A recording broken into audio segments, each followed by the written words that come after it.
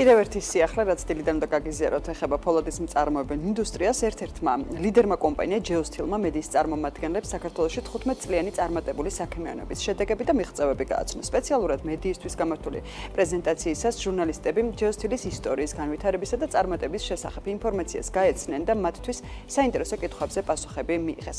კომპანია GeoSteel იყო პირველი კომპანია, რომელმაც პოსტსაბჭოთა პერიოდში საქართველოს ფოლადის ინდუსტრიის აღდგენას დაუდო სათავე.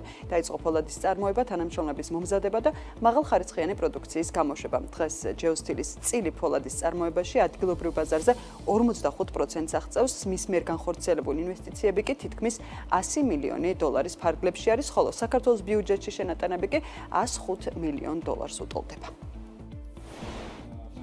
ფოლადის მწარმოებელი ინდუსტრიის ერთ-ერთმა ლიდერმა კომპანია GeoSteel-მა მედიის წარმომადგენლებს საქართველოში 15 წლიანი წარმატებული საქმიანობის შედეგები და მიღწევები გააცნო. სპეციალურად მედიისთვის გამართული პრეზენტაციისას ჟურნალისტები GeoSteel-ის ისტორიის განვითარებისა და წარმატების შესახებ ინფორმაციას გაეცნენ და მათთვის საინტერესო კითხვებზე მიიღეს პასუხები.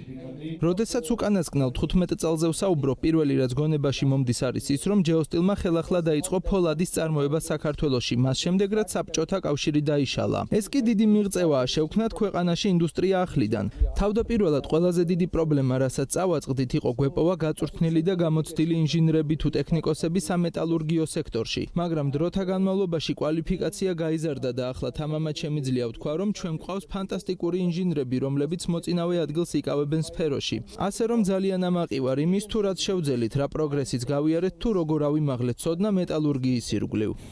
კომპანია GeoSteel იყო პირველი კომპანია, რომელმაც პოსტსაბჭოთა პერიოდში საქართველოს ფოლადის ინდუსტრიის აღდგენას დაუდო სათავე. დაიწყო ფოლადის წარმოება, თანამშრომლების მომზადება და მაღალხარისხიანი პროდუქციის გამოშვება. დღეს GeoSteel-ის წილი ფოლადის წარმოებაში ადგილობრივ ბაზარზე 45%-ს აღწევს, მის მიერ განხორციელებული ინვესტიციები კი თითქმის 100 მილიონი დოლარია, ხოლო საქართველოს ბიუჯეტში შენატანები 105 მილიონ დოლარს უტოლდება.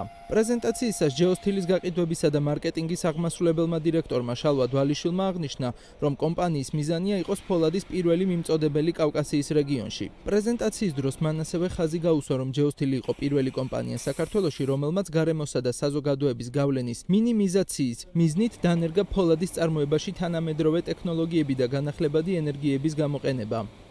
მსხვილ ინდუსტრიულ სექტორში GeoSteel ასევე ერთ-ერთი პირველი იყო, ვინც მალევე აუწყო ფეხი ქვეყნის გაცხადებულ პოლიტიკას ენერგოეფექტურობის მიმართულებით და 4,5 მეგავატიანი მზის პანელები დაამონტაჟა, რითაც ხელს უწყობს გარემოზე ემისიების ზემოქმედებისა და ჰაერის დაბინძურების შემცირებას. უახლოეს პერიოდში კომპანია ამ მიღწევის მეტად გაუმჯობესებასა და მწვანე და სუფთა ენერგიების გენერირებას გეგმავს არმატურის წარმოებაში.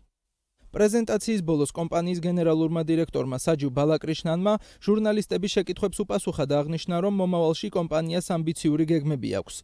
ყველაზე დიდი ინვესტიცია, რაც ახლა განხორციელდა, არის მავთულის საწარმოს მშენებლობა. როდესაც ის ამოქმედდება, ჩვენი პროდუქციის ნუსხას დაემატება კიდევ ერთი პროექტი. ამასთანავე ვამუშავებთ პირდაპირი დატენვის სისტემის დანერგვას, ანუ ვაუქმებთ ხელახალი გაცხელების პროცესს. ეს ნიშნავს ბუნებრივი აირის ნულოვან მოხმარებას მაქსიმალურად. როდესაც ბუნებრივ აირს აღარ ვიყენებთ, ავტომატურად ვამცირებთ გარემოს დაბინძურებას და მისი კონტროლი უფრო ეფექტურად ხორციელდება. რაც შეეხება ინვესტიციებს, როგორც ვიცი, უკვე ითქვა ამის შესახებ, მაგრამ მინდა ხაზი კიდევ ერთხელ გავუსვა. ჩვენ ვართ პირველი კომპანია საქართველოში, რომელმაც უკვე დანერგვა 7 მეგავატიანი გრუნტზე დამონტაჟებული მზის ელექტროსადგური. გარდა ამისა, ქარხნის სახურავებზე თუ ჩვენთან ჩამოხვალთ ქარხანაში, ნახავთ მზის პანელებს, რომლებიც დაახლოებით 4 მეგავატს გამოიმუშავებს. მომავალში კი იგეგმება დაახლოებით 50 მეგავატიანი მზის ენერგიის გენერაციის პროექტი.